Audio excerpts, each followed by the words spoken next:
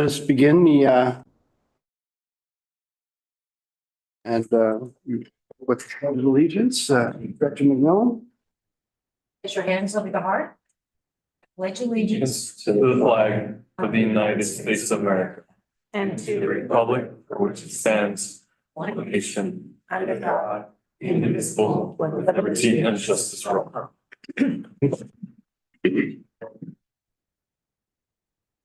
Okay, on to the roll call.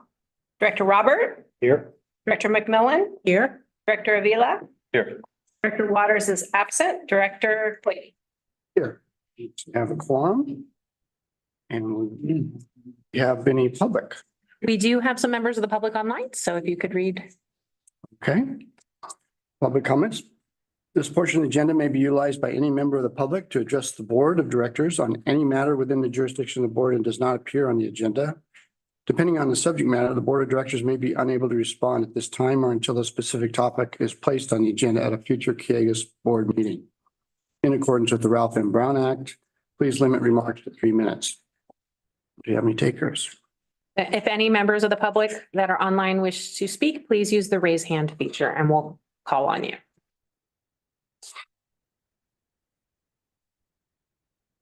I see no raised hands. Okay, well, then on we go to a presentation of Tito. Yes, we're going to have Trisha Ferguson, our Assistant Manager of Human Resources and Risk Management, is going to introduce our new intern, Tito. So I am pleased to introduce you to our newest student intern and our first student intern in our regulatory compliance division, Tito Aguilar. He is a senior at Cal State University, Channel Islands, and he is getting his degree in biology with a minor in chemistry. And when Tito is not in class, he is not sitting still. He is also working part-time at Nyland Acres Mutual Water Company, as well as Ventura County's Weights and Measures. And he is also doing independent water quality research with the University of Channel Islands. In our regulatory division, he's going to be doing water quality projects and working with our lab coordinator in the lab. And you can also find him out in the field working with our lab technician. He has only been with us for a few weeks now, but we are impressed with his work ethic and we're happy to have him join our team. Thank you. Welcome. Everyone, I'm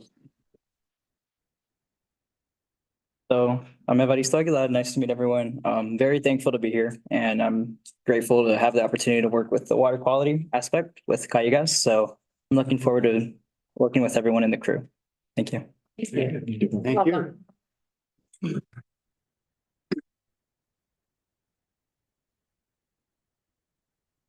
On to items to be added to the agenda, government code. No items to be added. On to the consent calendar. We have the minutes and the payment register. Anybody have any questions about either?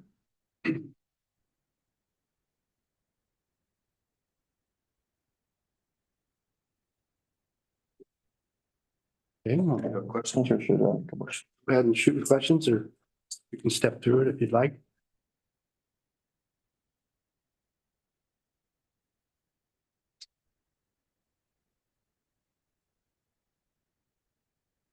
Questions? I can be in order.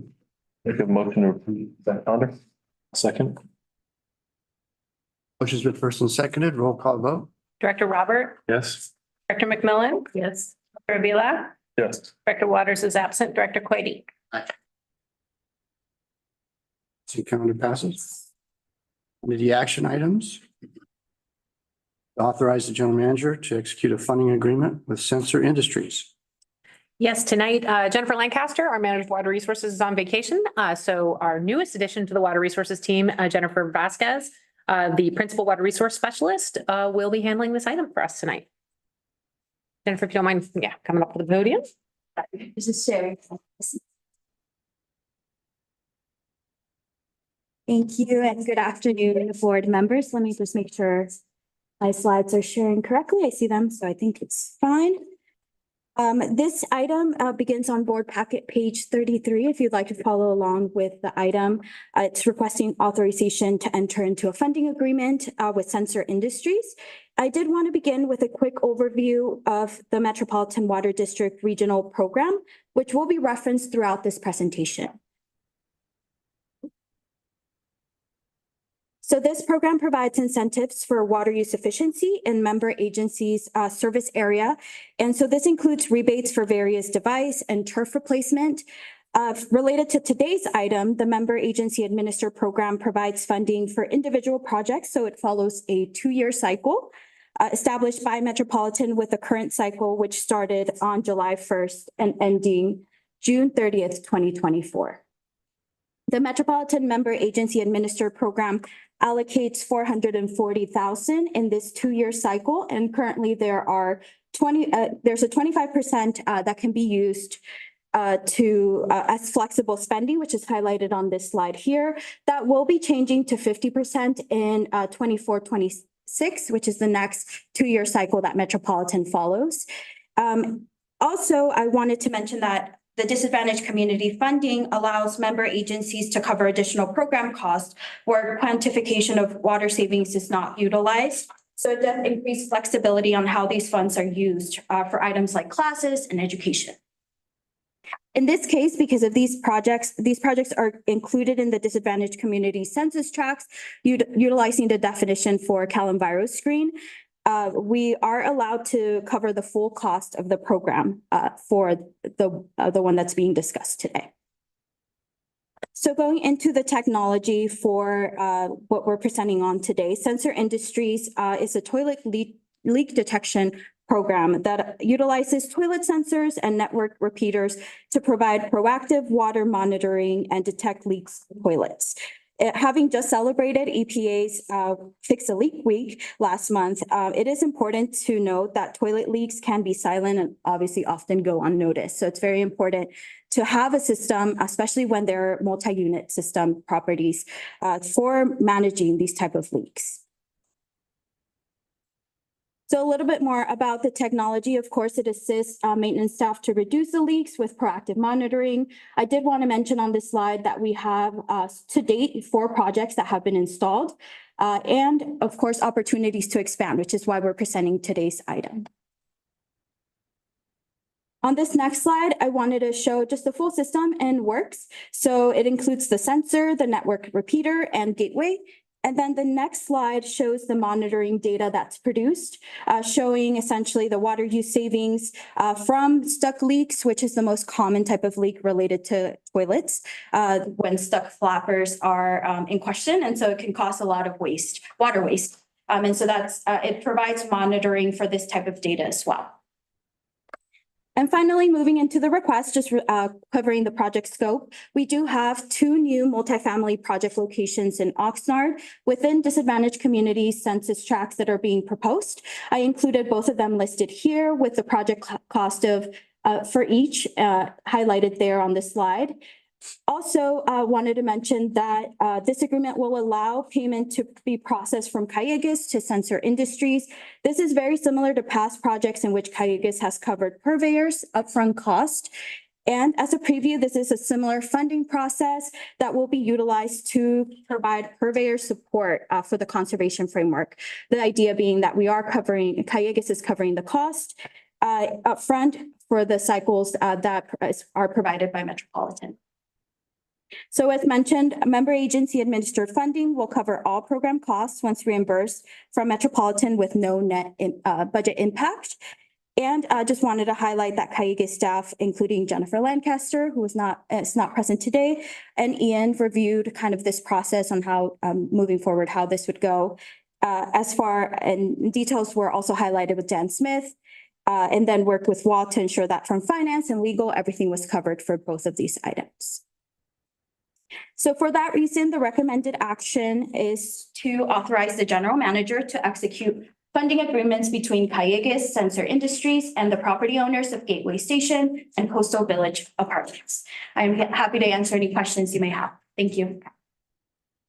Questions for Jim? So this is we straight pass through funding for for rebates to disadvantaged communities?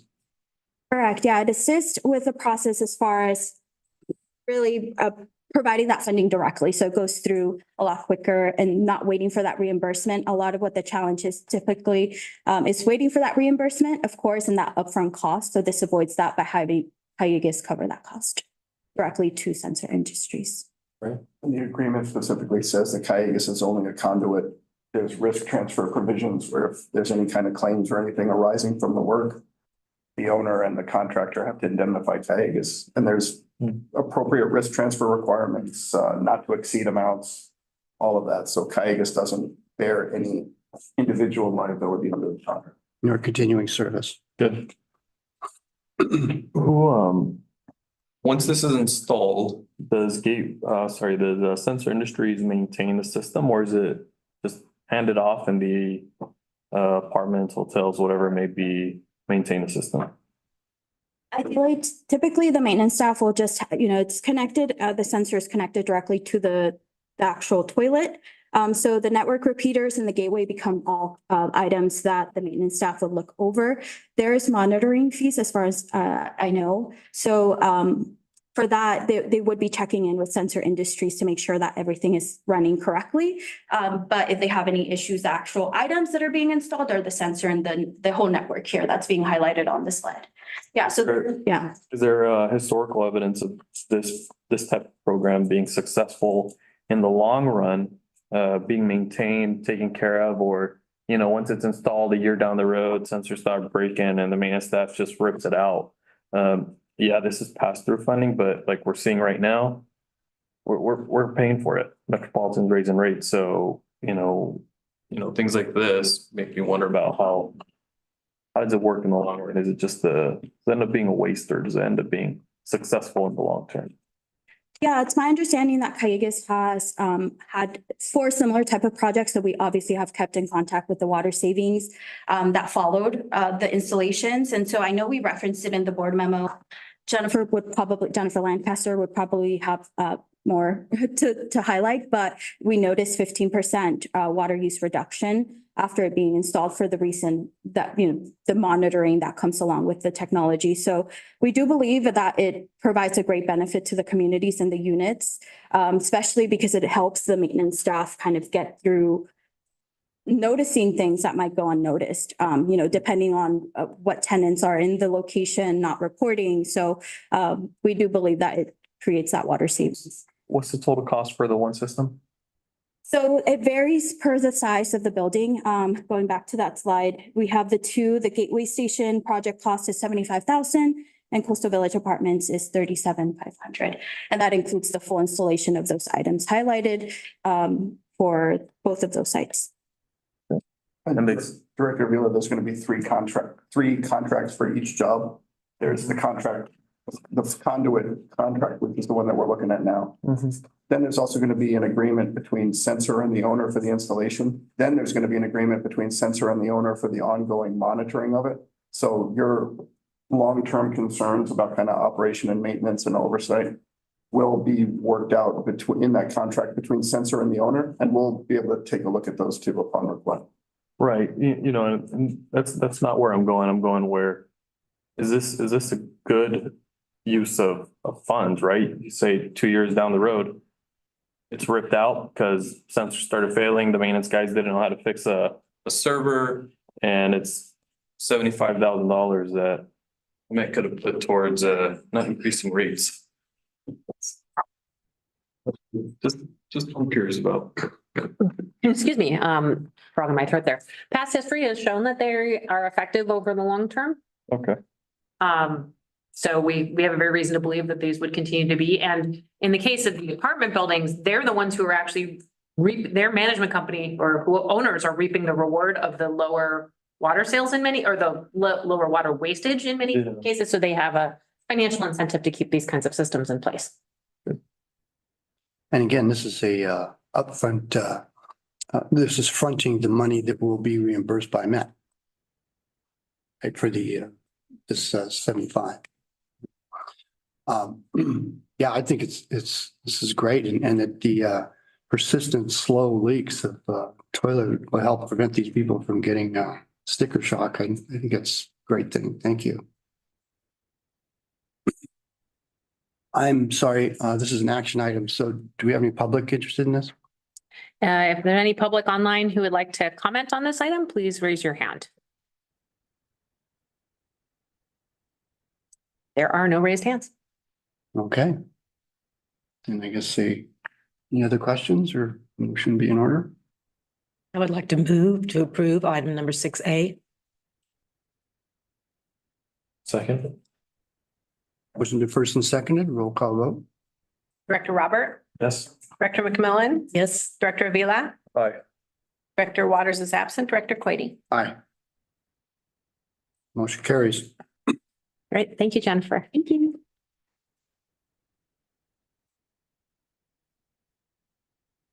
To update on initiative 1935. Michelle, long time no see.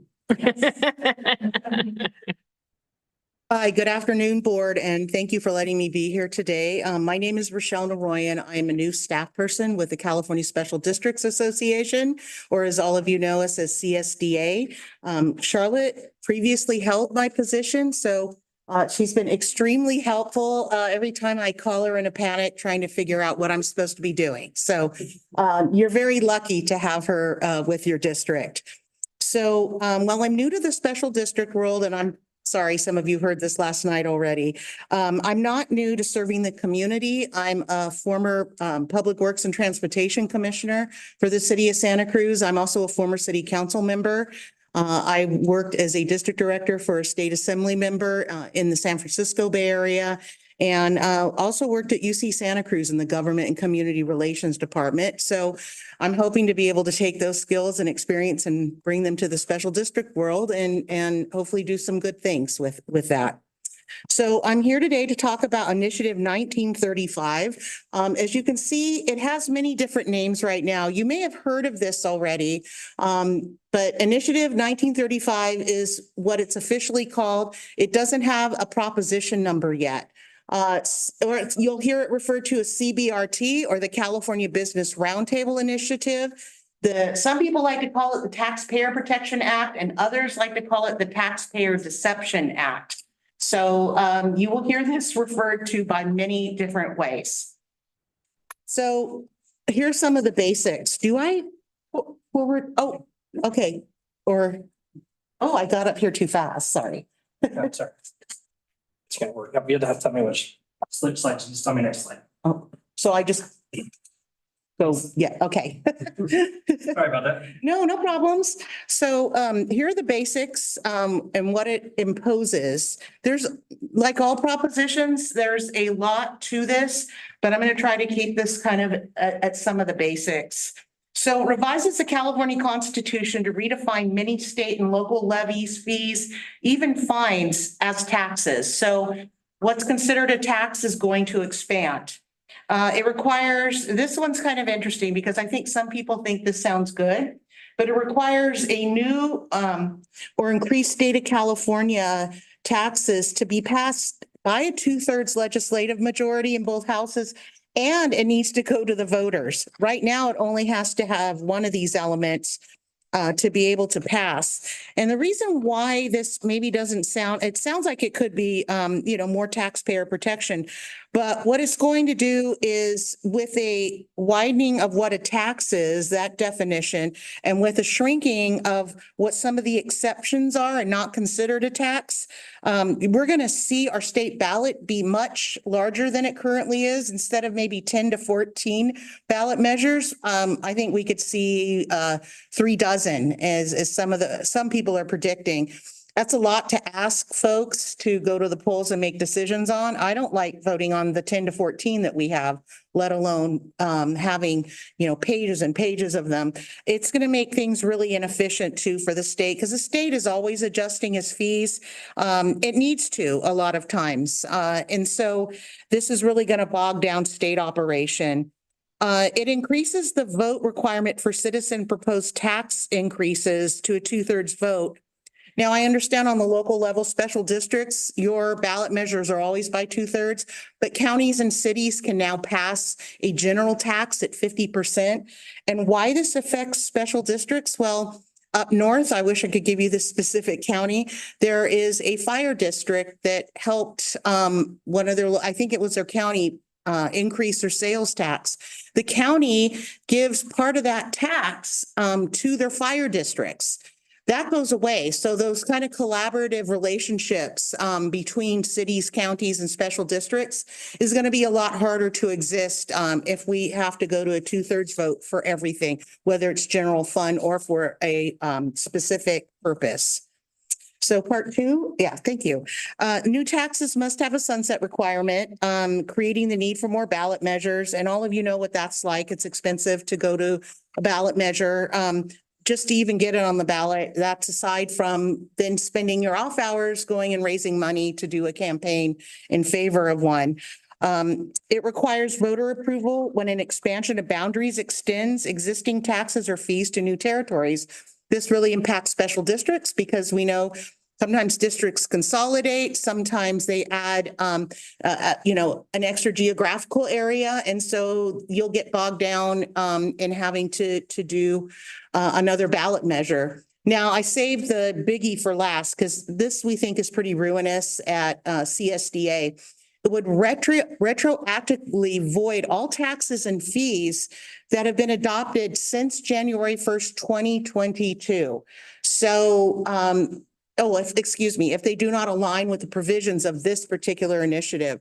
So you may have seen emails went out. We polled a lot of our special districts asking them, how is this going to affect you? Did you pass something in the last 3 years? And we have estimated that $68 million with this initiative would pretty much just disappear for special districts, if this were to pass.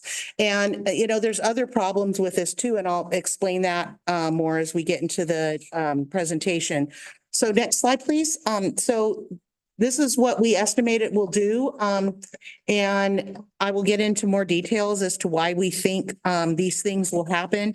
We really do believe it erodes local control because this initiative, people going to vote for it don't live in your community. They live in LA, they live in San Francisco, they live miles away from you, but voting in favor of this initiative will void anything that your district wanted for the last 3 years. So you may have voters who were perfectly fine being taxed, and they want that service, but it can be voided with this initiative. And we find that very troublesome at CSDA. Next slide, please. So as I mentioned before, this takes away local control by invalidating ballot measures for the last 3 years. It also has some language in it that we find troublesome. There's something that is repeated through this called minimum amount necessary. And it means raising fees for long-term investments in infrastructure might not fit what a minimum amount necessary is for you to deliver a service. And so I like to give an example from my own experience as a city council member. We had an incident where we had one main pipe that took water from our biggest water source into our water delivery system to the city. We've had some pretty bad storms like everyone has the past decade or so. The intensity of them have gotten bigger. And so that pipe sustained damage and we couldn't deliver water to 90% of the population for 2 days. So we realized we needed redundancy in the system. We needed a second pipeline. So if this happened in the future, we wouldn't be caught in the same situation. Well, if this proposition were in place, we would not have been able to raise the fees to do the pipe possibly. And it would have been easy for somebody to come to council possibly and sue us and say, well, is this really the minimum amount? Are you charging me more than the minimum amount necessary? Well, what's minimum amount necessary? That's not defined in this proposition, but it's mentioned many times. Next slide, please. And I'm beating this drum a lot, I know, but The amount of litigation this will cause and how much this will handcuff special districts, we think will be huge. Because litigation on new laws can take a really long time. It needs to go through a lot of court review. And so if somebody decides to get up and challenge something that, you think is a fee or, some other cost that doesn't meet minimum standards or, it's not an exempt charge. We think that, it'd be easy for your district to be hauled into court. And, I don't know about you, but there were lawyers that came, at least when I was on city council, whose only job it was to find any obscure or state law that we might be in violation of and sue us. And so we think that that kind of style of lawyering will become more popular. So next slide, please. And so this is just an example of some of the other language we find troublesome. Once again, stuff like reasonable costs, actual cost of services will make almost any fee very easy to challenge, and it will be constantly challenged. Also, any grant that you receive from any source could trigger having to send funds back to ratepayers, because instead of seeing grants as improvements or enhancements, it'll be seen as an offset is what will happen. And so, for instance, if you have a grant, well, it looks like you have a big pot of money. So why do you need to charge your ratepayers this rate? You've got the grant, so lower their rates. So then the grant can then backfill the cost of you lowering rates. And so that's another possibility that we think might happen. We are also arguing that this revises the Constitution as opposed to amends it. You can use an initiative to amend the Constitution, but you're not supposed to be able to revise it. And so, we haven't gone through, I think, a higher level of scrutiny looking at these proposals. And so the revisions to the Constitution is normally a much more detailed process where the legislative analyst office can chime in. Definitions can be given more to terms like reasonable and minimum amount necessary. It would clear up a lot of vague problems. So we argue that this really needs to go through a full constitutional review and a revision process. And next slide, please. And so once again, this just is more example of, troublesome language that we're really, really worried about for special districts. Next. And then here's also other language that I think is very worrisome. For instance, the per payer basis where, we're supposed to get down to that level of cost kind of could result in massive administrative costs to try to even calculate that. And it's going to make long-term planning, I think, very difficult. And these terms just not being defined will kind of set off, I think, some in the public service agencies, especially fire departments, it said it's an existential crisis for them if this were to go into effect. And then next slide. And once again, decades of costly litigation. And I also think, this is another of just erosion of local control. So instead of a local community deciding what services they want to pay for and what services they think are necessary for their unique community, this is going to be decided probably by lawyers and by judges who don't even live in the community itself. And we don't think that court is a good place to make decisions about service delivery. Next slide. So these are the proponents.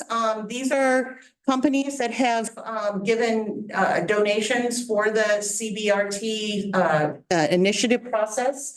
They have a website. You're welcome to go look at it and get their perspective on all of this. And I just think some of the companies are very interesting because I don't think they all necessarily know the implications for local government on this. Next slide. And growing opposition. So there is a No on Taxpayer Deception Act Coalition. You can go to their website to look at their point of view. The three big local organizations that represent local government have all come out against this: CSDA, California League of Cities, and CSAC, or the California State Association of Counties. Aqua has come out against this, as well as you see, other association agencies. 110 California special districts, including Pleasant Valley, Three Valleys Municipal Water, Moss Landing Harbor, Vandenberg CSD, and many more in the coastal network have come out against this. I think this is really impressive. There over 215 cities have already come out formally for this, including Ventura, Thousand Oaks, and Oxnard, and then a few other cities that are pretty close to you and are part of the coastal network. Next slide. So, the final analysis, once again, this initiative makes it much more difficult for local voters to decide what services they think their community needs. And each community does have unique issues and challenges. And we think local voters should not have to have such impossible thresholds, to meet long-term planning or infrastructure maintenance or replacement when those things are needed. And we don't think they should get mired down in court cases and reviews. Next, please. If you'd like to learn more about what CSDA is doing, we have a lot of information on our website. We have the initiative language up there. We also have a memo on taking positions on ballot measures, as like if you don't have a general policy for your special district, we do have a sample memo that you could look at. And if you already have a position on how to, or already have a system for taking position on ballot measures, that's great. You can download a sample resolution to oppose this initiative from our website, and you just fill in the blanks and put your name in if you'd like to join those 119 special districts in opposing the initiative. And that's it for my presentation. Actually, one more questions. Any questions for Carl? There's a lot to take in. It is like all propositions, very detailed. I have a question of Charlotte. Charlotte, can we take a position on this tonight? Okay, good. But I would move we oppose initiative 1935. I don't think we can take board action tonight, but we can certainly agendize it for a future board meeting. I would move that. I'd like to read more on it. Okay. Yeah. So, okay, great. Well, thank you. If you have any questions, Charlotte knows how to get a hold of me. I had some questions. First of all, has anybody made any projections as to how much time forward a service agency is going to have to make in its future costs in order to make sure that they have the timeliness of having those funds taught and approved as funds? So in other words, okay, we know we have these expenses. We want to increase this. I'm sorry, could you raise your voice just a little bit? I'm having a hard time. I'm sorry. Increase this rate, whether it's a fee or just broadly the tax. We're going to have to know how long it's going to take for that tax to be approved before we can actually account for that, and then make sure that we don't go out of business before that. Well, that all depends really if you're hauled into court or not. If someone challenges you. And so, for instance, maybe you don't get challenged and it goes to the ballot and passes and nobody challenges it. So that's kind of what it's dependent on, whether or not somebody is going to come forward. And that's also part of the problem, is that so much is undefined in this. It will end up in court. It may stall the ability of a special district or local level of government from putting a ballot measure on, because you know how many times things like that get stalled waiting for court action. So that forward projection is really quite uncertain. Yeah. Yeah, it would be really difficult to come up with that, to say for sure how long it would take to figure this out. Okay. And then the other thing I was wondering about is that, so grants are typically for a specific infrastructure item. And so what I don't understand is how those could be repocketed or redirected somewhere else. Well, the attorneys who looked, our attorneys who looked at this initiative said, because you have terms that aren't defined, like you can only charge people what, the actual cost. That word actual cost, well, does that include, all the money that's in the bank that a special district has? Will we have to give the money back to whoever the grantor was to not have, or the grantee was to not have to give money back to ratepayers? So those are still up in the air and would probably be another thing that would have to be decided in court. I guess I'm trying to wrap my head around this. Is it, okay, so we're given a grant, but it's usually less than what the project costs. Right, sometimes it's matching, it's dollars used for matching funds too. So how are we going to return that to taxpayers? Well, you may have to unless, if somebody challenges that grant and says, well, you have this grant, you're charging me more. You're each payer more money for the actual cost of this project. So you need to lower the fees because this grant supposedly backfills the cost. And so, legally, it's something that it could be challenged.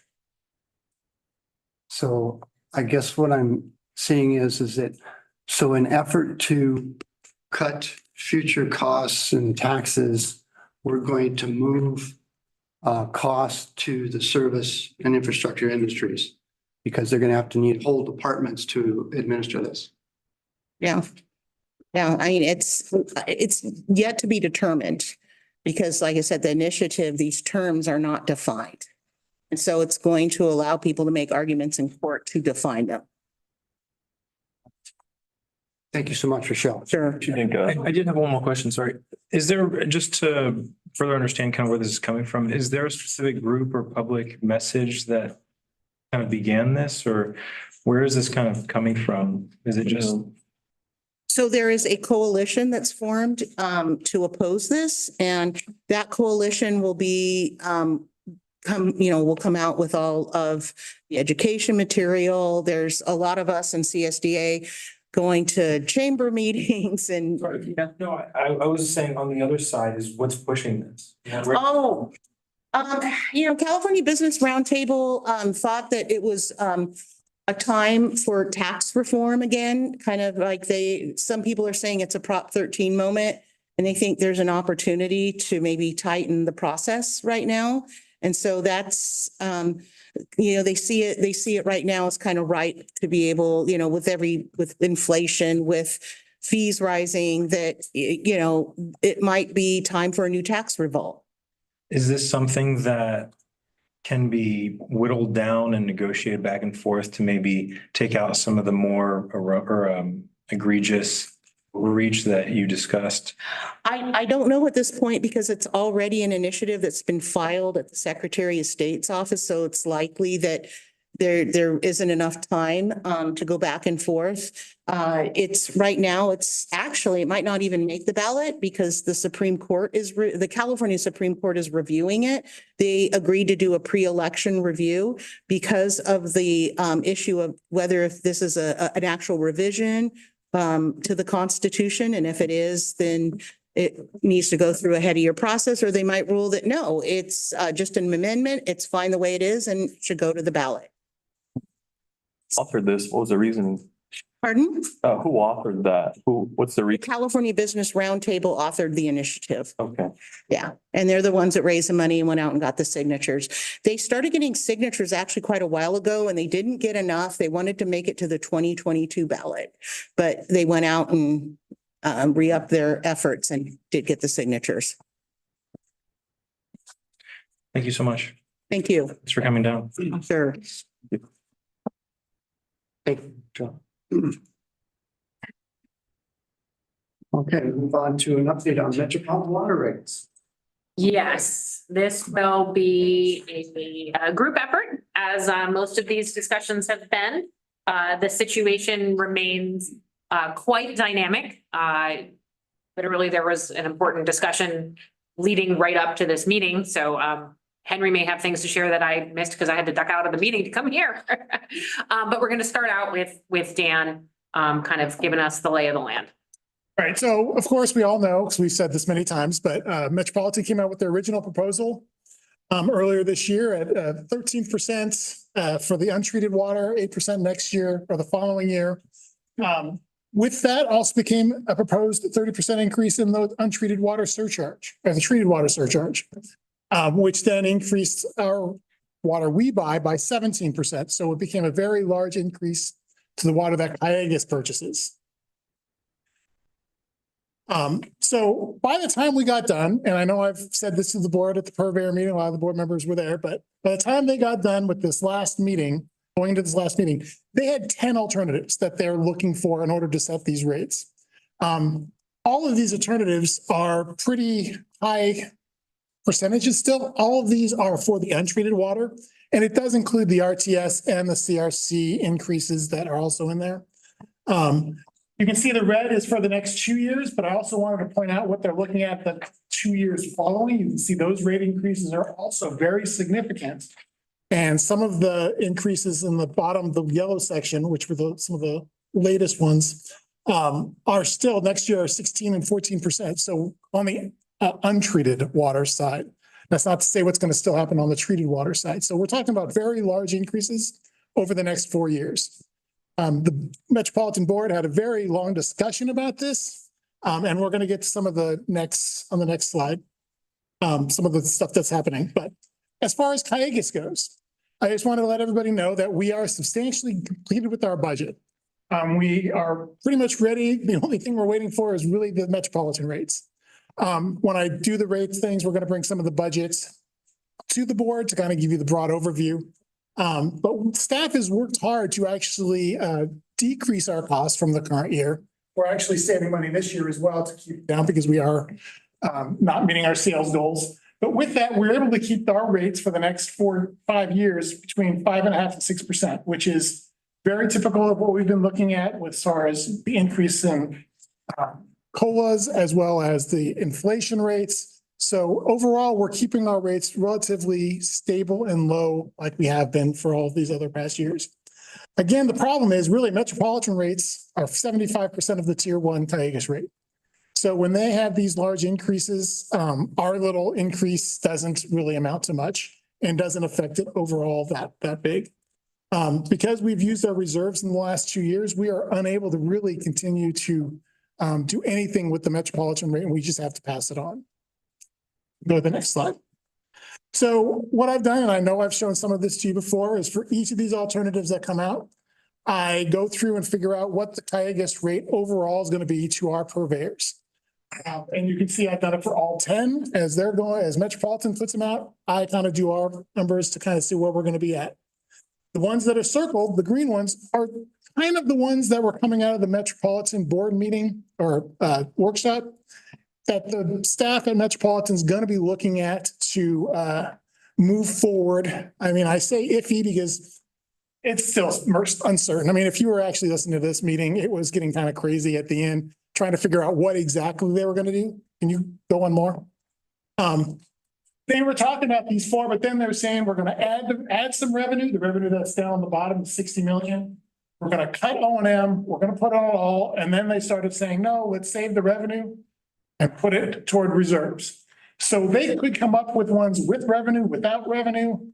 All of them are going to be at the 1.34 million acre feet, though. That was something that definitely came out that it's definitely going to be at. Those little arrows are kind of showing you where I think that the rates are going to go from up here if they do bring up some of these alternatives. The top 2 should drop a little because they're taking some more cuts out of the O&M side. That other one, that green one, the 5A, is circled in blue because that was at 1.44. They're going to bring it down to 1.34, which is going to shoot the rates up because it's going to lower the water sales. And that very bottom one should stay about the same, I would think, if they don't make any changes. It's the one that was that's been proposed for a while now. But you can see those rates are very high going forward. So next slide. So the last slide I have on here is to kind of show you what is happening with the water treatment surcharge. So that original proposal that had a 30% increase every alternative after that, except for that 5B, is even higher increases.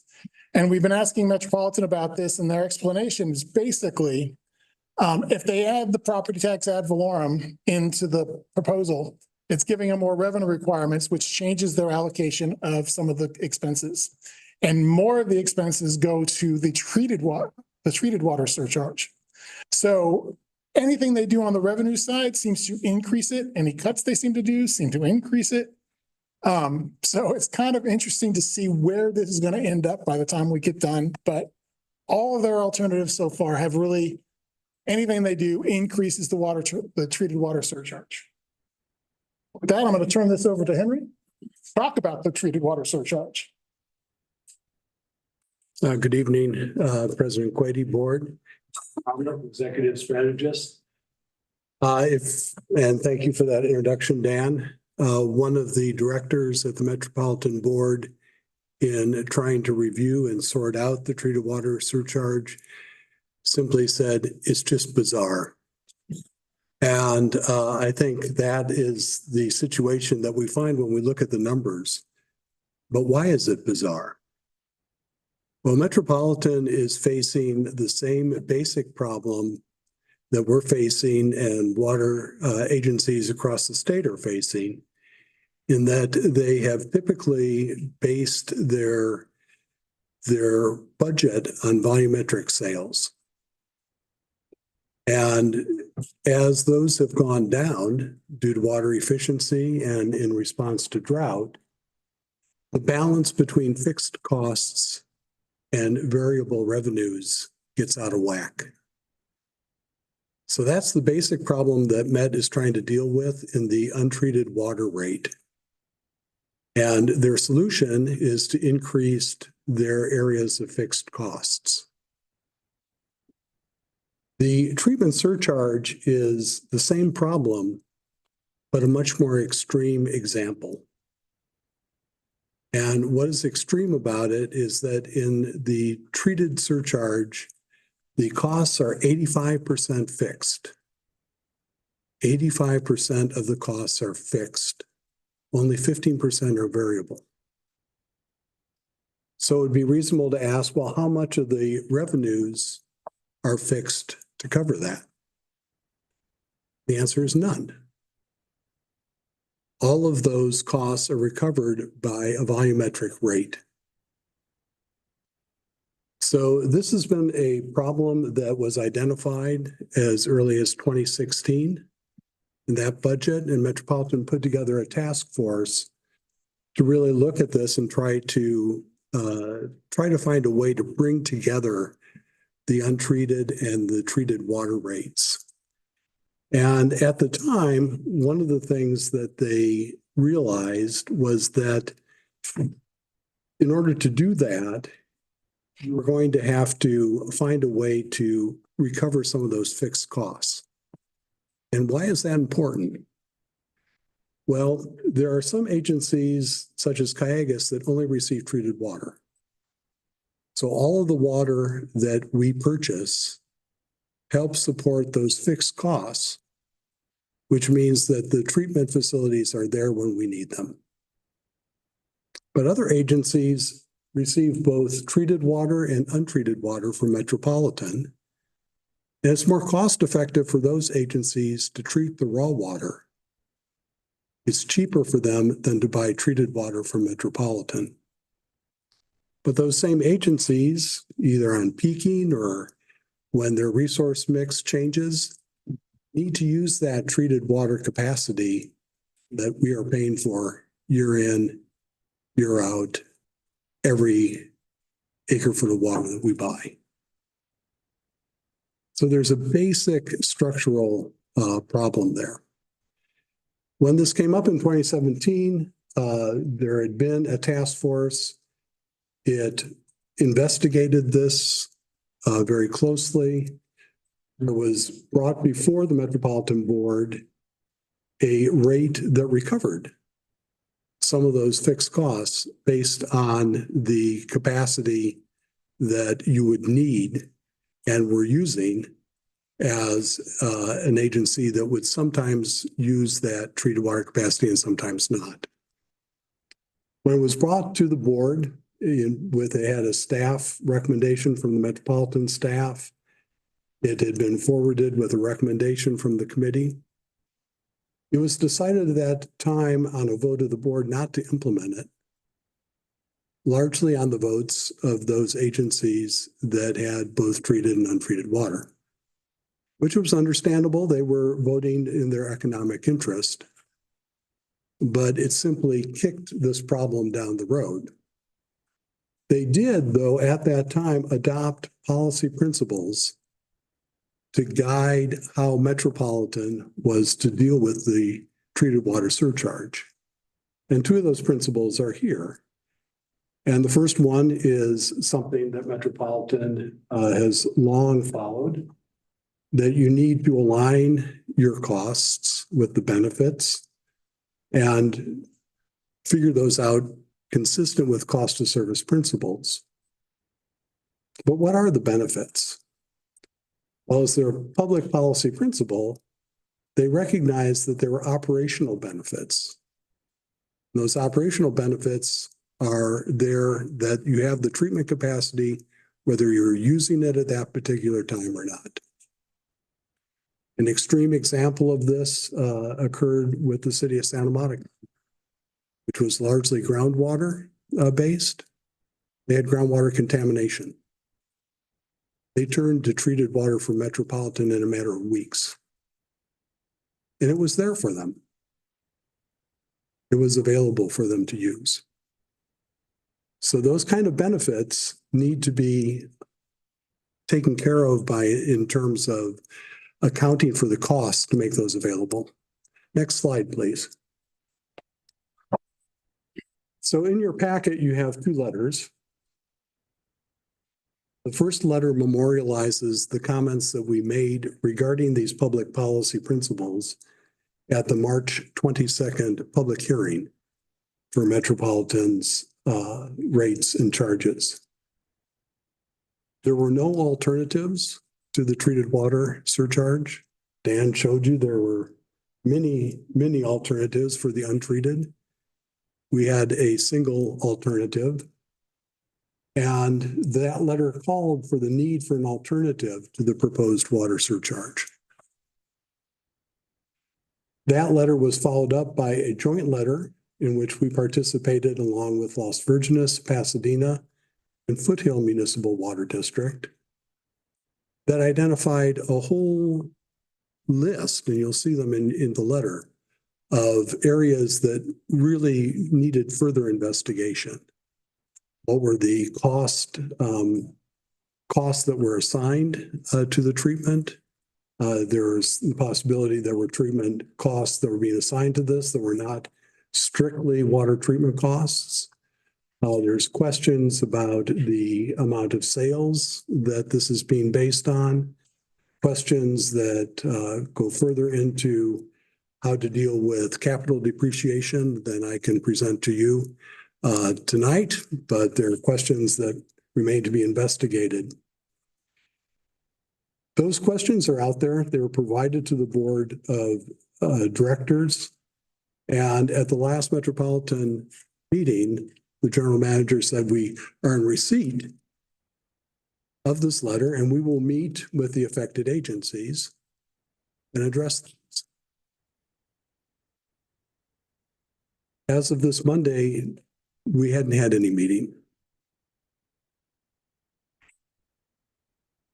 The general manager sent an email to the chief operating, said, where's the meeting, right?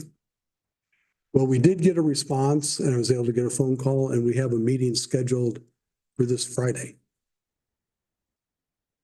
And the rates are due to be adopted next Tuesday.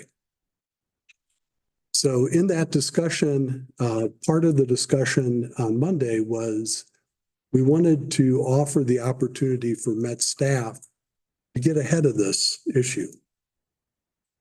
For them to include some sort of option in their rate resolution that would allow for a task force to be formed and for these issues to be addressed and for some alternatives to be developed and brought back to the Met Board for consideration. The Met staff said that they would include that in the board letter as next steps, and we appreciate that. It's a step forward. In talking with other Met member agencies in a meeting that ended right as your meeting was beginning, those member agencies said we need a commitment from the Met Board. And we would like that to come in the form of a amendment in that rate resolution, a clause that would be doing. So in the next couple of days, we're going to be developing that. We will have the opportunity to talk to Met staff on Friday. The work with Met staff has been cordial and professional. They have a lot on their plate. This is really an inflection point for Metropolitan in terms of being able to recover the revenues that are necessary to keep Metropolitan solvent. So the bottom line is, if you look at that letter from the joint agencies, you'll see that there are just too many issues to address by April 9th. And because of that, we feel it's imperative Metropolitan commit to addressing these issues and bringing it back to their board of directors before the end of the year. So that at this point is what is under discussion with the member agencies. Director McMillan and other Northern directors will be participating in a caucus tomorrow. And they will discuss that and put their best thoughts together on the strategy. But I'm giving you the preview of what we as member agency managers have been developing. And we think this will best serve the interests of both Calleguas and our retail agencies. And I think that ends my part of the. Also share with them the timing, Helen, if this proposal gets adopted, what the timing does and how that impacts the rates or when they take effect. What's the strategy going forward? So the rates that they're due to adopt next week take effect January of 2025. So from my perspective and the other member agencies, we have this small window where we can look into this and generate alternatives, bring it back to the Met Board for adoption and potential implementation by January of next year when the other rates would have gone into effect. But it's a critical window. Right now, that is so involved in trying to sort out the raw water that this isn't getting that much attention. And so we believe that the alternative that we're doing buys everyone a little bit of time to take a closer look, but still keeps the urgency that's necessary to get it resolved. So to me, as I understand it, so Friday, what you come up with, that's involved with next steps because April 9th has already happened. No, Friday, April 9th is next Tuesday. Yes. The meeting Henry's referring to is the day after tomorrow. Right. So we'll have that meeting ahead of April 9th, but that doesn't leave, that is the day the board packet goes out. So there is obviously a very limited window. That's correct. Didn't think there was much time, which is why I said it's already happened. Because it's a very short window to be able to do anything about it. Yeah.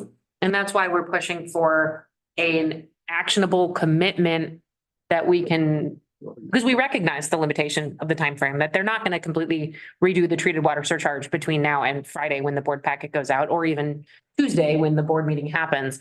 But we need a commitment, not just a couple sentences in a board letter, to make sure this really happens, because a policy was adopted in 2017 and nothing happened. It's not to say that Met staff is not sincere in their commitment. There's a difference between a commitment from staff and a commitment from a board. And that is the commitment that we're seeking. The agencies are treated water only.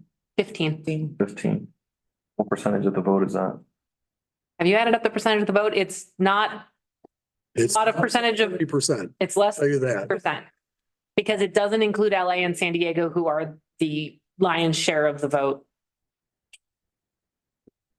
There are other agencies that, while not being treated water only, have parts of their service area that can only receive treated water. And for those water wholesalers, they have retail agencies much like ours that would be dramatically affected. There are other agencies that take a broad view of Metropolitan's role as a regional water agency that are supportive of principles like the ones that we're articulating. This is just more unfairness and inequality at Met, right? You know, going back to being state water dependent area, now we're a treated water dependent area, and it's just Well, it shouldn't be that way. I was gonna say, it's not a left or right side, you know, who gets what better economic interest. It's either economic interest versus fairness. So, you know, we're already working from downhill, if you will. Unfortunately. But it was the reason why incentives were there for people that could take untreated water. They needed treated water for their peaks. That, yeah, let's direct all our efforts towards the untreated water take.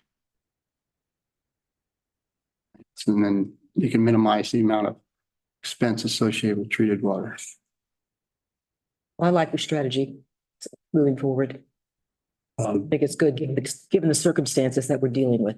Well, thank you. And that kind of endorsement helps strengthen our hand as we talk to the other member agencies to know that your board is headed in that direction.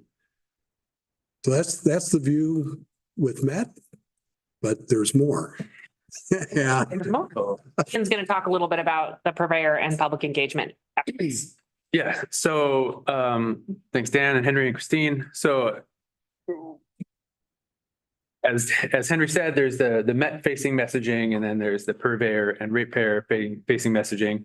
We had a purveyor meeting on Thursday of last week, as several of you know, were there. But for those board members that weren't, for the benefit of the public, we'll just go through some of the high level. We asked purveyors to come into that meeting with some thoughts on rate messaging, what would be helpful from us, what has worked with their councils and boards and their customers, and what the most important things for them are. So just wanted to step through that stuff really quickly. So the feedback that we've gotten, and this is no real surprise, is that the local supply mix is really the largest factor in the rate impacts. So for an organization like the city of Oxnard that has 3 water supplies, groundwater, United Water Conservation District, and imported water from us, our imported water is by far their most expensive water. And they get somewhere between 30 and 40% of their water comes from us on an annual basis. For them, the impact of a 17% rate increase on Met is much, much lower for an organization. So by the time it comes through us and gets chiseled down a little bit, because our relative rate increase is much smaller, as Dan said, and it gets the 13% to the purveyor, the cost of water going up. Oxnard takes that in as a third of their rate. Their rates are going to go up somewhere 2, 3, 4%. We're specific on that, but it's that order of magnitude. On the other hand, an organization that gets 100% of water from us is going to have much bigger impacts. So if you're the city of Thousand Oaks, the city of Simi Valley, if they have additional costs that they need to recover through the rate increase, it may go up more than 13% that we have to pass on to them. So that's the biggest thing. And then the other side of that is that the more local water and the less the imported rate or the imported cost of water impacts their rate, the more that a larger assessed valuation property tax increase does. So these are just a few of the quotes that kind of came out of the meeting, just in following on quickly to what Directors Avila and Robert were saying. where are equity and inclusion in this conversation? In particular, Wanda Moyer from the city of Simi Valley, mentioned that they have a diversity, equity, inclusion officer at Metropolitan Water District who, to my knowledge, has not been involved in in this conversation. Really echoed some of the comments that were just made at the board level. That, there are deep questions of inequity and inequality in this conversation. One of the things is that the best thing that Metropolitan Water District can do for disadvantaged communities and low-income customers is to keep the rates low, period, no matter how they distribute it. And then, something that I'm sure some of you have heard from constituents in your area is that they're asking, take a chunk out of our paychecks, and for what?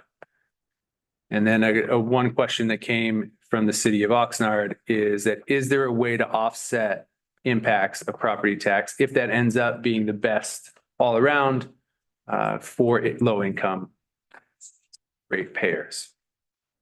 And again, I just mentioned this a moment ago, that larger lots that use more water and have a higher portion of imported water, whether the rate increases on the rate of the cost of water or it's on the property tax, it's about a wash. And generally speaking, across the Calleguas service area, it's more or less a wash. We went through in the last board meeting, but of course, no individual ratepayer is the typical ratepayer, and so everyone experiences these impacts individually.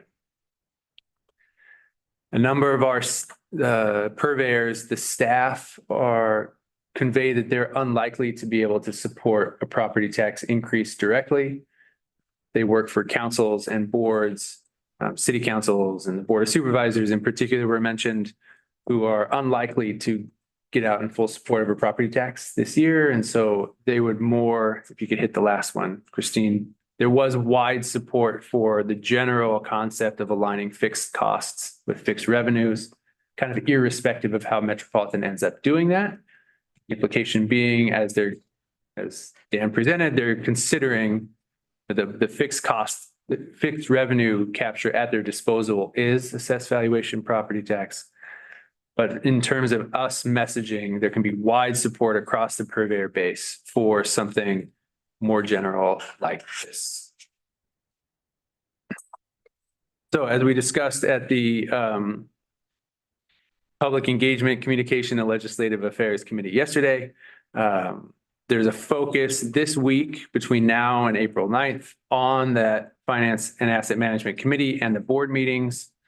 We sent out an email to purveyors and to a second email to an expanded task force with talking points, as well as Christine's comments from the March 12th board meeting for folks that want to either use Christine's comments directly or use the bullet points to craft their own letter. There's instructions for how to call into the meetings on April 9th, or of course, if they're willing to drive down there.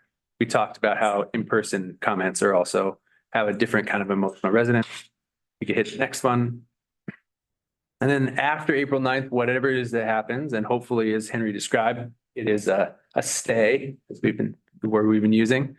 After April 9th, we will adjust our messaging to ratepayers generally, probably most likely shifting towards explaining, letting people know that a rate increase is coming and educating boards, councils, ratepayers generally as to what is in that rate increase and why they are going up.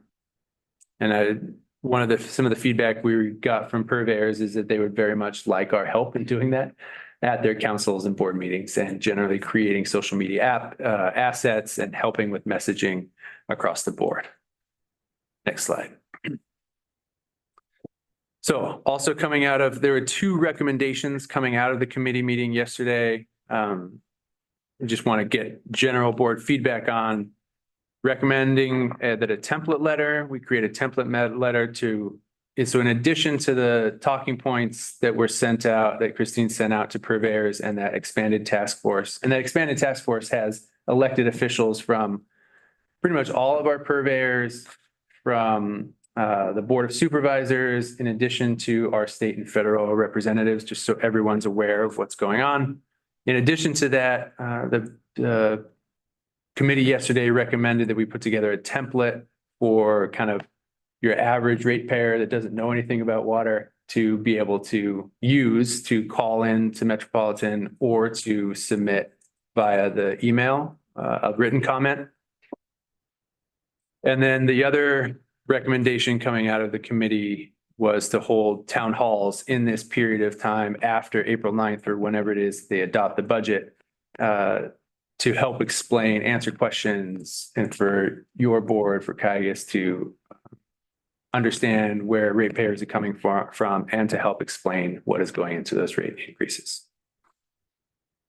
That is my portion of the update. Okay, well, we've already frankly talked quite a bit about the upcoming opportunities for public comment. The Finance and Asset Management Committee meeting is on April 9th, Tuesday at 10:30 a.m. It's followed by that board meeting at 2 p.m. that day. We haven't seen the Met board packet yet. It won't come out until the end of the day Friday. We are continuing to work actively to engage our purveyors, other elected officials, interested parties in submitting comments to Met. And then we're also obviously continuing to work with Met staff to try to get a commitment at a truly committed level to address the treated water surcharge issue.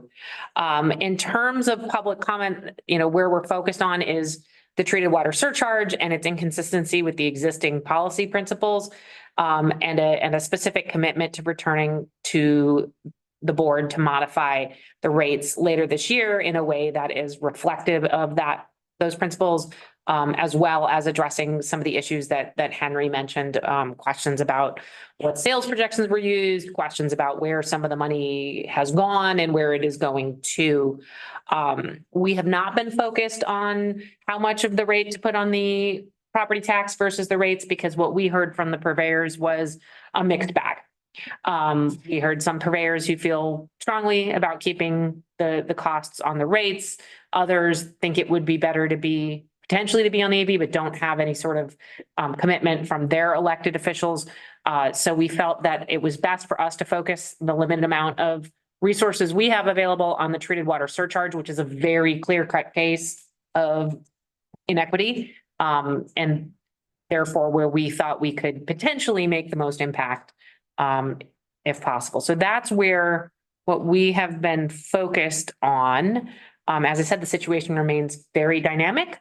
I expect we'll know more tomorrow morning and again Friday, and then the situation will likely continue to develop all the way up to the board meeting on Tuesday and perhaps beyond, depending on what happens. So that's what we have been working on.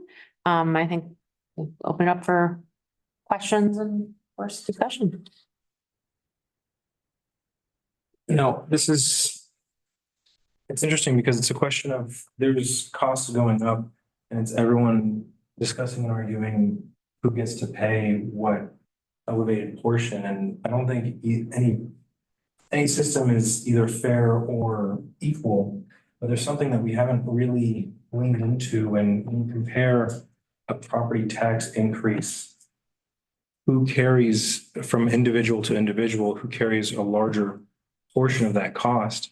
And when you look at disadvantaged communities where the individual's property tax value is lower, a property tax version of this increase would actually benefit low-income communities more towards the individual versus high-income communities where 2, 3, 5 people may be on a much larger property tax bill. Shiri Klima, who is the Deputy Public Works Director at Deputy City Manager. Excuse me, at the City of Oxnard, did some financial analysis, and Dan Smith reviewed that financial analysis. And for them, the City of Oxnard, based on average home value, average water use, average cost of their bill. And again, it's different at Oxnard because their water is cheaper because they have different. They take less Calleguas water. Right, but going to Santa Monica, right? Santa Monica, when they needed that treated water, it was there, right? And if Oxnard needs that treated water, the infrastructure is there. So that's We the should all be- philosophical argument versus and what Shiri provided was the economic argument. But to your point, absolutely, there's more that goes into it. What did that economic analysis come down to? Was it more or less beneficial for that specific, I'll say comparatively disadvantaged community? That it was cheaper to have it on the rate at the end of the year, out of Because pocket it takes expenses. so little, okay, is one. Interesting. And that's given the, I want to say demographics, that's not the right word. When you're doing multifamily, single family, those are categories of conservation. Is that evaluated in the Oxnard report? Right, renters, homeowners, Multi apartment. Might not get into that level. Well, renters, because every water district varies with that. right. Well, renters, it would affect them on the water bill, but not on the property tax, right? And so, you know, it depends on, that would definitely impact the, let's say, building owner. And so it's very fluid depending on where you are, based off of what economic buildup you have of housing and compounded by the water take.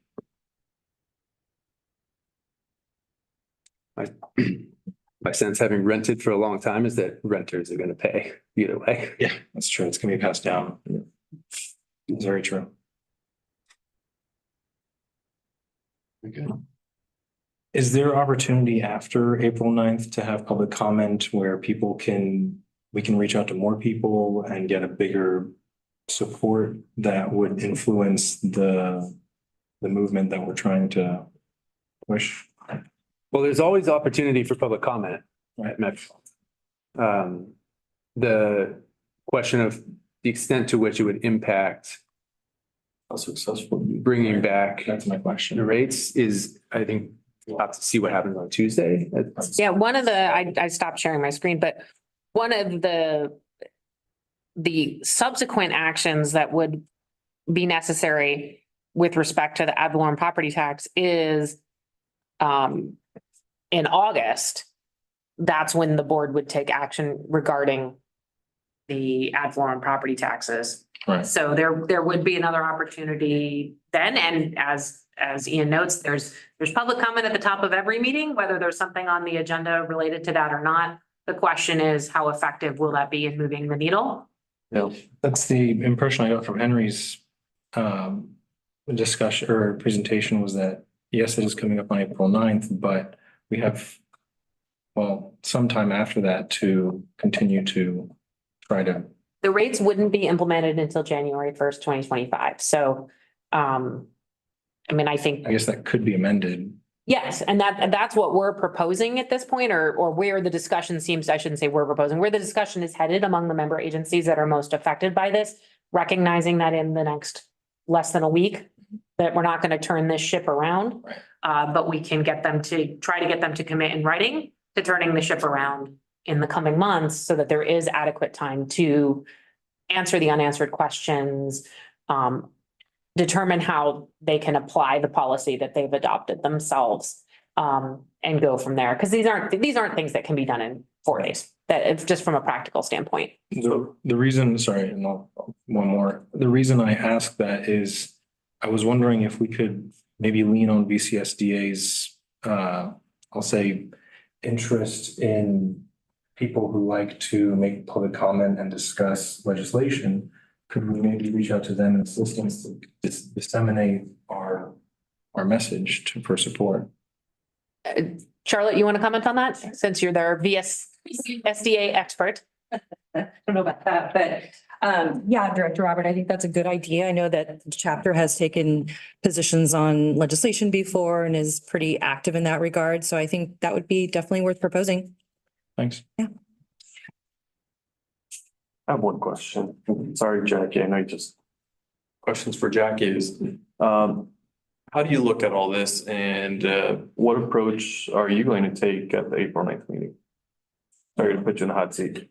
No, I very much am in favor of boosting the ad valorem tax, simply because it's fair to all the ratepayers And it does soften the blow to the disadvantaged communities. And also the incremental increase in the ad valorem tax is so small in terms of the impact that would be on the rates. So I am going to be in favor of increasing the ad valorem taxes. So will you also recommend, if, say you were to make the motion, would you also vote in favor, go in favor for that ad valorem tax, but also potentially say, and also, you know, I'll make the motion for this, this and this, and also that this comes back up to discuss treated water charges or come up with the treated. And that's what we're waiting to hear of the discussion that comes out on Friday. And I know that Henry will be in contact with me after that.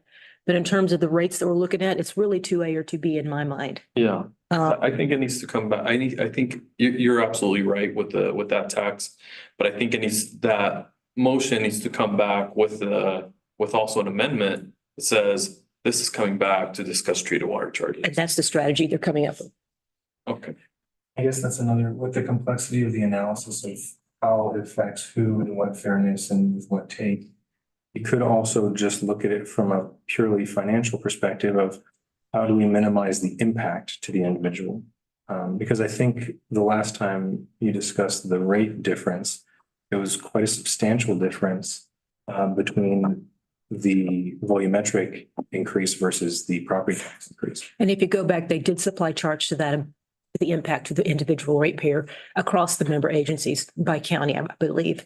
And also they drilled down even further into the impact to the disadvantaged communities. And like the disadvantaged communities, on average, their bill for the entire year would go up $3. Right, $3. Yeah, I was so- very surprised by the drastic difference. And I guess, you know, we hear this a lot, the solution is always dilution. But, you know, if we can spread it out and dilute it, for many people that are common good, that might be an easier message to get behind. Absolutely. So option A and B don't include any cuts to Metropolitan O&M. I'd have to go back and look at the chart. A and B did not include it, but as part of the discussion, they wanted to include the cuts on every proposal that came forward on Tuesday. I mean, but how effective would something like that be, right? Would that end up putting Metropolitan in a worse place than they are now? Because we all know we aren't taking care of our infrastructure, it's gonna deteriorate. There are certainly, those concerns have certainly been expressed by both the board and I've certainly heard them from staff.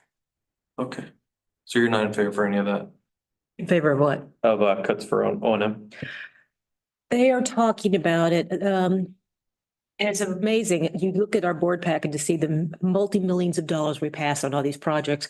And they said, we worked really hard and we went back and the only thing we could cut is maybe $18 million.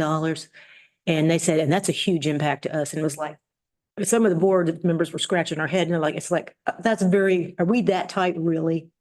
You know, and it could be that we delay some of our O&M projects and kind of prioritize which can we possibly get done and what can be delayed. Right now, the capital improvement project or capital improvement plan only has R&R in it, rehabilitation and replacement. There's only a few capital improvement projects in there and 5 of them include what we need. And we just were able to include the Cibola Station Phase 2 in that 10-year project, which is what we were really fighting for. So, yeah, there's still more to be looked at and questions to be answered. In a motion like this, could we potentially ask that they also do a study on how to get untreated water to all the agencies that are treated water only? Say that again? Could we potentially ask for motion on the 9th for Met to do a study to figure out how much it would cost and what it would take to deliver untreated water to all the treated water agencies? It would probably cost a lot because we don't have the pipeline right now. Yeah. And right now, the infrastructure is such that it unfortunately falls like this. Yeah. And that's what they're trying to correct with all the new connections, bringing State Water Project to the east side and Colorado River Water to us, the west side. And that's what they're looking at over this 30 to 40-year timeframe. I suspect by the fact that Henry moved closer to the podium that he had something to add. I just wanted to add, we heard some additional information.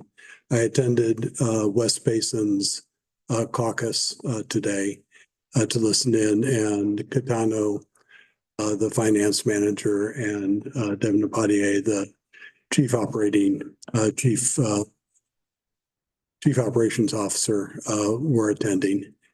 And 2 points. One is I heard a slightly different take on the budget cuts in Metropolitan, because they echoed Director Avila's concerns that is this the time to be cutting O&M? And Devin was saying we're going to be taking a close look at trying to find the least impactful cuts that we can make. General manager for Metropolitan made the comment at member agency managers that he feels they need to make some effort to find some reductions if they're raising rates this high. So that's the view. That's not to say that that's the only view, but that's the view that is being articulated by Met. And then finally, on the matter of motions and trying to move things in the right direction at Met, I urge you all to watch the April 9th, because this trying to figure out at the Metropolitan Board what motion is going to move forward is a very interesting dance, because you will see motions and substitute motions, and both at the committee level, which has a different voting weight than the board at large. And so there may be a recommendation coming out of the finance committee that Director McMillan is on that may get altered at the board meeting. So it's a matter of, they say that politics is the art of the possible. And that's what you're going to see happening on April 9th. What is possible among the many, many interests that are coming. Director Avila and our board knows the value of having the reliability, of having a second connection, and the potentials that would open up to have that treated water. And we continue to pursue that on a staff level, and at the appropriate time hope to elevate it to part of the board discussion. It will probably be part of the new business model that Metropolitan is going to be embarking on in the next 6 months, because that question of what is the basic service that Metropolitan provides and how does it pay for it is going to be at the heart of that debate. And we will certainly represent your board in that discussion. Thank you, Henry. Well, in all likelihood, I'm guessing some of these larger agencies probably already have their plan ahead on what they want to do. They've probably already worked out deals with other agencies. That doesn't help us, I'm sure. And this all reinforces the strategic plan we worked back in August and coming up with local supply. And hopefully, I hope to see more of that soon. And again, more local supply, more separation from that. Understood. Still trying to wrap my head around 8515. Good, thank you. Okay, Thanks. thank you very much. Okay, we'll go on to legislative update. Charlotte.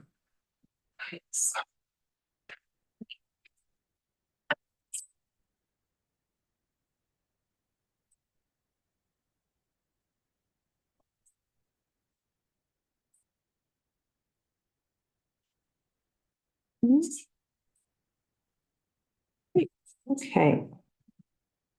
All right, good evening, President Quady, board members. I'm here to give you a little bit of a legislative update on what's going on in Sacramento and a bit in DC. So a little bit about our advocacy efforts through the month of March. It was a very busy month for us. Our Calleguas-led regional advocacy collaborative group met. We reviewed several bills of interest to the group, and they're noted on your matrix, which is in your packet. So that was our third meeting, and I think we're coming along nicely at coming together on certain issues that we care about as a region. And our next meeting will likely be end of this month, or early May. We submitted 2 congressional funding requests to our U.S. Senators' offices for the Lake Bard Pump Station Emergency Supply Project. I want to give a special thanks to Maya Holcomb for all of her work on that. Good news is we received several letters of support, including from Metropolitan and several of our purveyors for those requests. So that was another nice regional collaborative effort. In conjunction with Water Resources, External Affairs drafted and submitted a comment letter to the State Water Board regarding the recently revised proposed conservation regulation. You may all remember this came out in October. Another iteration came out last month with some improvements, but there's still some things that are of concern to our purveyors, and we commented on those extensively in that letter that is also in your packet. There may be another third iteration of this regulation I'm hearing, which we will also monitor and comment on as appropriate. We signed on to 3 coalition letters, the first being AB 2257, which is the Aqua-sponsored bill regarding Prop 218 challenges. A little summaries in your packet, but just a review. That tries to prevent so-called surprise lawsuits after rates and fees are adopted by public agencies by requiring folks to weigh in a timely way during the appropriate comment period during that rate setting process, rather than waiting till after rates are adopted and then surprise, presenting some sort of a challenge to it. Secondly, we signed on to a coalition conservation as a way of life, multi-agency letter. Some of the agencies on there included Las Virgenes, Elsinore Valley, San Juan, just kind of a multitude of agencies throughout the state, again, expressing concerns about the proposed regulation.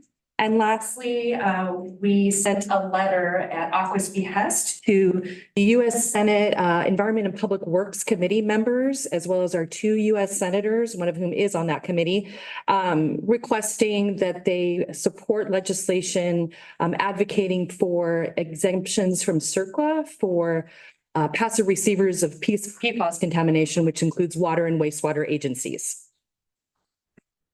A few fun legislative facts for you. So far, over 2,000 bills have been introduced this year. That is actually less than last year. We have about 1,500 in the Assembly, 600 in the Senate. Last year, over 2,600 were introduced. The governor signed 890 of them and vetoed 156. Couple timelines coming up to be aware of. Later this month and early next are committee deadlines, by which time committees have to report out certain types of bills. But the big deadline that we're keeping our eye on is the end of May. That is the House of Origin deadline, when assembly bills introduced in the Senate have to go to the Senate, or excuse me, assembly bills introduced in the Assembly have to go to the Senate and vice versa. So that's going to be a big rush just before Memorial Day weekend to get those bills passed over. Most bills, believe it or not, even though the legislature has been in session since January, are still in the early-ish stages. Many have just only been introduced. Some have policy committee hearings, which would be their first committee hearing scheduled for later this month. The matrix included in your packet, I just wanted to note that does not reflect all of the bills we are tracking. CSDA and Aqua are wonderful sources for us to track bills as well, but I didn't want to overwhelm the board with tons and tons of bills, but just know that we are tracking more. And those of you who were at the CSDA chapter dinner last night, I know there was a legislative update with some bills mentioned that I don't think are on our matrix, but certainly we'll be analyzing those. And yeah, they're on our radar. And again, the way we do our review is based, of course, on Calleguas' interest, what is flagged by associations we're members of and of various stakeholders, as well as certainly those that are of interest to our purveyors, and noted on the matrix as well, as I mentioned, are those that are of interest to those folks. Looking ahead, a little preview. Next week is the Aqua Legislative Symposium. It is a half-day event, and the topics this year will be focused on the conservation regulation and SIGMA implementation. Director McMillan will be going. We have time scheduled with our local representatives. We will be meeting with Senator Monique Limon. We will be meeting with the water policy lead for Assembly Member Bennett, and we have a pending request to meet with Senator Henry Stern. We did not, just as a note, include Assemblymember Irwin in our outreach on this trip because she is coming to Calleguas in a couple of weeks, as noted here, along with County Supervisor Janice Parvin. She will also be visiting Calleguas, and as we have done with many elected officials' offices before, we'll be providing them a tour and a briefing and all about Calleguas. So, and of course, we'll continue our ongoing analysis of legislation and taking positions as appropriate. So that's just sort of a brief overview of what's happening in the legislative world. I'm happy to answer any questions. Yes. I just have a request on the matrix, which I really like. I like how she broke it into categories. I would like to see the status of the bill. Yes. And so maybe if you move the author over to the bill number side and you have that, and then also list our actual position, like if it's support or support, if amended or opposed, unless amended or neutral, whatever. And then our priorities that we identified, 1, 2, and 3. Exactly. That way we know how much effort you're having to put into a bill. Thank you for the feedback. Thank you. Absolutely, we'll do that. Beautiful. Also, I was just curious about Assembly Person Jackie Irwin. She's been here before, so is it going to be kind of a focused topic meeting or? Yeah, you're absolutely right. President Quady, she has been here before and she is well aware of Calleguas, and we are working with her office to provide her with the information that she hasn't received from Calleguas before, which is primarily our RIST process we'll be focusing on, as well as her bill priorities this year. Yeah, we don't want these visits to be repetitive, so we're moving forward with new material for her. I'm sorry for the question, but I just. Oh, I appreciate that.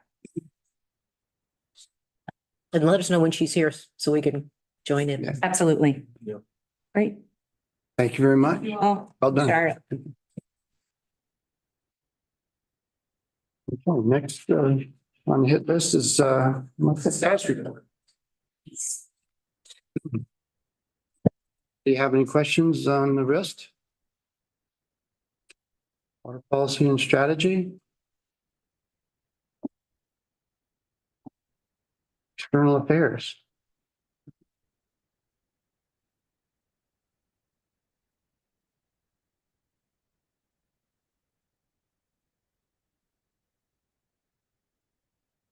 Federal advocacy?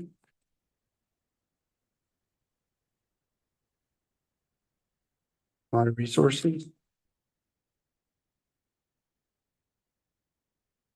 Water use efficiency and conservation?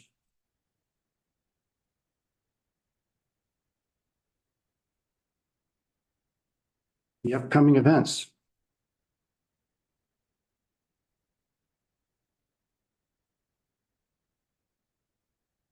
Groundwater resources?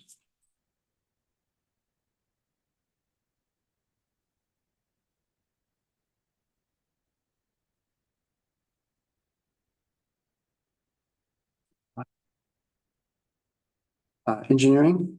Excuse me.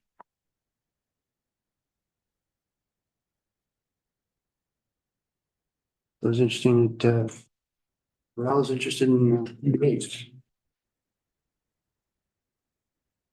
Interconnection? Yes.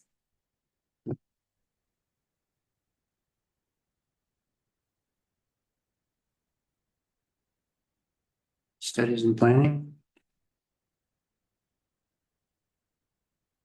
Some funding opportunities? Miscellaneous engineering?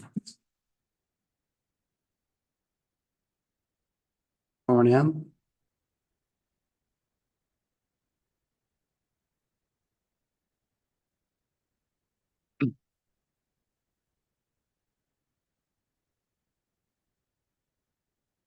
Human resources, risk management?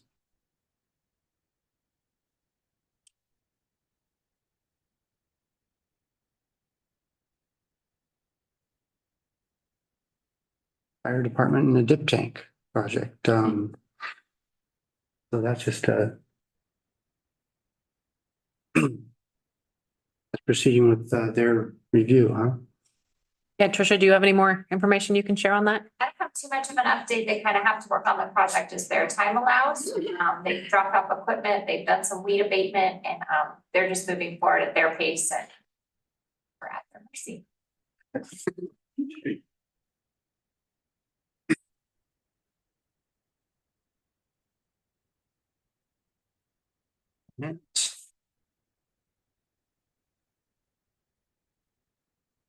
Budget's on hold for other reasons.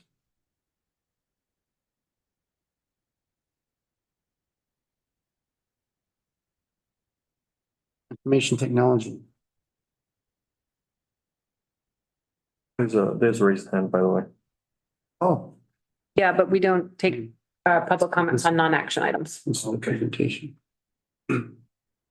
except at the beginning.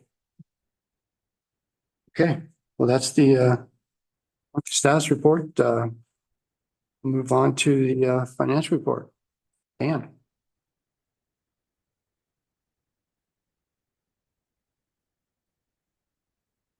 Right, good evening, directors. Tonight we have the financial statements.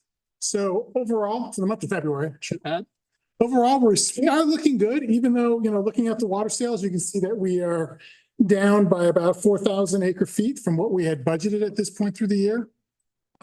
So what that results in, we're short about $6.2 million in revenues. But with that, we also have savings in the water purchases of about 4.9. So overall, we're short in the revenues, the operating income by $1.3 million. So it's not an insurmountable amount, but that's just kind of how we are with the water sales being lower this year than what we expected. The good news is that the admin expenses, like I had mentioned earlier, we are looking and saving money. We are about $4 million in savings on the admin expenses. That's really made up about 4 different categories: outside services, consultants, legal, and conservation. And I say that because the turf replacement was put all on the budget in the beginning. So over time, we're slowly drawing that down, but I do believe there's going to be money left over in the turf replacement by the end of this year that will probably go back into fund balance, because as the drought has ended, people aren't as engaged with replacing their turf. Taxes and interest revenue are doing well as also. There's about an extra $1 million in interest revenue that's come in this year so far to date. So with between the 4 million and the 1 million, we've definitely covered that $1.2 million shortfall on the water sales. So overall, the operating income, you can see by that bottom graph, $18.8 million is what we have. We had budgeted the 13.9, and of course, the principal interests are right about where we expected them to be.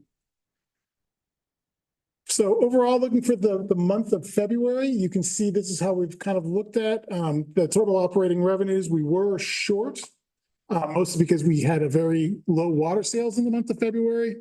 So the cost of water, there was some savings as well. So overall, the operating income took $187,000 hit.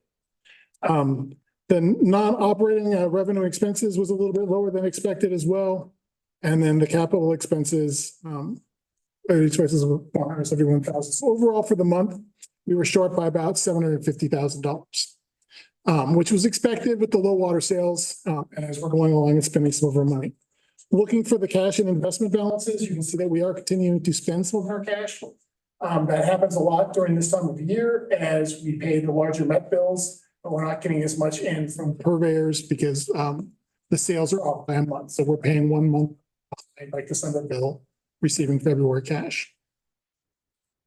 To go through the ratios, so the good thing is all of our ratios, a lot of these asset ratios increased. And the reason for the increase, even though you're seeing that the operating income was low and the cash was down, was because even though the cash decreased, so did the liabilities. And when the liabilities go down, that actually makes the ratios go up. So that's a positive thing. We're at 11%, 11 for the current ratio. We had a 10.2 in the previous month. Same thing with the quick ratio, which is also certain assets over liabilities. That also increased because of the decrease in the liability amounts. The debt ratio never changes until we start paying off some more of our debt, which happens in every July. The debt service coverage did decrease. This one we sort of expect to decrease as we did have more expenses than revenues. That will happen.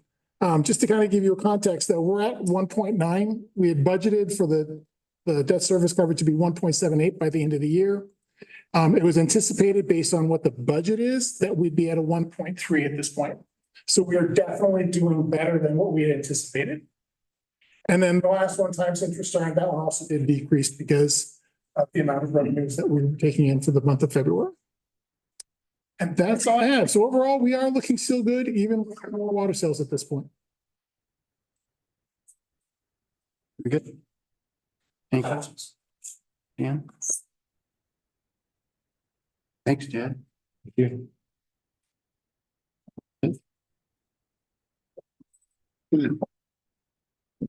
On to the general counsel report. No report this evening. Okay, board of director reports, ancillary duties. Aqua Region 8, I just have one note, there was just a change in, plans on Aqua Region 8 during the conference, so I won't go into that too much, but, basically it was, a bunch of names between Jennifer Pierre was invited to moderate a panel discussion that met Chairman Ortega's coordinating with Cindy Tuck and then Dave Peterson was also invited to speak about the ocean well. So they ended up wanting to do a half an hour program at the spring and end of fall conference. And they will have Dave Peterson and Tim Quinn on the spring conference, while fall conference will be Devin Upadahe and the Water Southern California Project. And that was it. Aqua GPIA, no report. EWA, No report. Fox Canyon, Fox Canyon had a meeting on the 27th. They discussed more of the hiring of the options for contractors, direct staff and that sort. They went into a long closed session and I dropped off, but Ian might have more info on that meeting. Anything else to note that I may have missed there? Yeah, so there's a bit of a write up on the MSR, but it's the GMA voted to authorize the executive committee to evaluate the fiscal impacts of what direction they want to go in terms of, do they want to outsource staff? Do they want to keep it in the county? Do they want to do some combination? They talked for 4 hours and get to that point. Yeah, there was a long conversation on that. There was a somewhat long conversation on it was called the Calleguas Water Flex Allocation Program. Oh, yeah. That really has very little to do with us. It was a response to a suit that was brought against the GMA by the city of Oxnard. City of Oxnard contends in that suit that they should be able to pump groundwater equal to the amount of imported water that they buy from Calleguas. They should have an flexible allocation to that same amount of water. It would be, I think it's contested, I will say, by the GMA. But in the meantime, the GMA was forced to adopt some allocation program that would satisfy the court order. So they did that. It doesn't seem to be a program that anyone's likely to take advantage of, so it's not going to affect us. But I did make comments on that item to the effect that in the future, when we're interested in developing programs with the GMA that would benefit our purveyors, and they're coming up with projects that reference our water, it would be helpful if they talk to us about them. Absolutely. That was it. There were a number of other, it was a big meeting, but those are kind of the two highlights. good. Oh, Okay. the other thing is that Tony Tremblay is now, the mayor of Camarillo is now on the board. Yeah. Art Perello, who was the city rep, is now the alternate, and Gene West remains chair. That's in the MSR. Was that? That was in the MSR. That was also in the MSR. But just Thank you. Yeah. so everyone knows. MWD director. On March 22nd, I chaired the ad hoc committee on Bay Delta. On March 25th, I attended the Delta Counties Coalition and MWD follow-up via Zoom. I will tell you that the response is getting more and more positive. We're starting to see the needle move in terms of our relationships in a very favorable fashion. The Delta counties very much want to stay engaged and want to continue having these talks, so we're going to be having them more frequently. I attended MWD's executive committee and committee meetings in LA. I attended MWD's long-term regional planning process and business model workshop. MWD's financial status, rates, and taxes were discussed.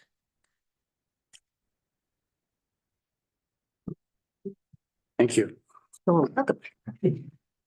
APCO, No meeting. okay. Ventura County Regional Energy Alliance, no report. BCSDA, Last night's meeting, there were a few good presentations. One of them was the sponsor, Anthony Costa's group, Aya, which is a contractor for commercial applications. It was pretty interesting. There was the same presentation on initiative 1935 that we had tonight from Ms. Noroyan. There was a presentation from our very own general manager on and it was a nice contrast because there was a presentation about this I think maybe almost a year ago that was focused on Calleguas's history. And this was more of a brief history with a current and future vision. So it was if you were there for both, it was a really comprehensive contrast, if you will. And legislative update by Ms. Freeman. And dinner was chicken piccata. I was gonna ask, how was the food? There was a pasta option. Vegetables. okay, thank you. And Director Robert, you want to go on with reimbursable meetings? Sure. So VCSD last night, Metropolitan Subcommittee on Long-Term Regional Planning, AWA CCWC, and Ventura County CoLab. Very good. Director. Tonight's board meeting. On the 21st, I had a call with our general manager. On the 22nd, I took the password reuse training. On the 27th was the Foxconn GMA. 28th, I attended the purveyor meeting. The 26th, I called into the Metropolitan Board workshop on the budget. Yesterday was a public engagement committee and tonight's board meeting. Oh, and I forgot to say, I also took the password protection training. Director McMillan? Yes, on March the 21st, I attended Alva's Waterwise breakfast. On the 22nd, I attended CoLab's Circle the Wagons luncheon. The 28th, I attended our purveyor meeting. On April 2nd, I attended our Public Engagement and Communications and Legislative Affairs Committee and tonight's board meeting. And on the 21st, I also attended the AWA Waterwise Delta Advance project, and later in the day, I'm meeting with GM. On the 22nd, Ventura County CoLab, Los Pozos Country Club, the United Water presentation. And on the 27th, the CCWC luncheon meeting, hearing from the California Data Collaborative. And attended the CMWD purveyors meeting. I'm missing something other than tonight's board meeting. Let's check here.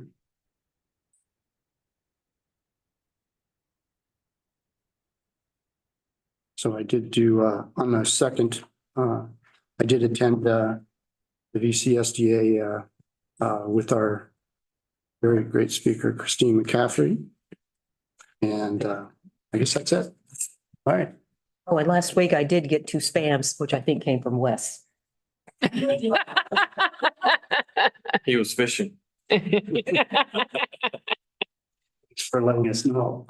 Well, T-Bolt was asking me to change his bank deposit. It's like, no. Was I? That was pretty obvious. And Best Buy, I had ordered a computer and it was ready for pickup and I'm like, Is that what that was? I called the Best Buy to verify. No, I went separately, called, verified that I didn't have an order, and then the Best Buy account, you can just go online and see if it pops up in your orders. no, I didn't. I called Best Buy corporate and verified. I didn't call the number on the email. Well, unless it's working. Good job. I verified that it was illegitimate, and then they recommended I delete and report it. That's how West is not messing with you. Oh, crap emails, so. Very helpful to know. Thank you. The board's cybersecurity vigilance is noted and appreciated. That's correct. I feel left out. You're relieved. They go target on But don't worry.